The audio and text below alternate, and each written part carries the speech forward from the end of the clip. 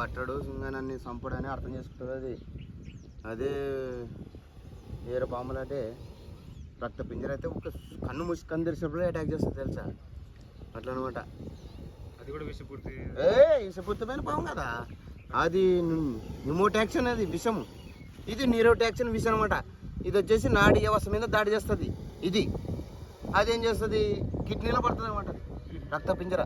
ఇది నాడీ వ్యవస్థ పడి మన నరాలకి ఎక్కి, మన బాడీకి ఎక్కి, మన మైండ్కి ఎక్కి, మన గుండెకి ఎక్కి మనిషి చనిపోతాడు ఈ పాము కరిస్తే.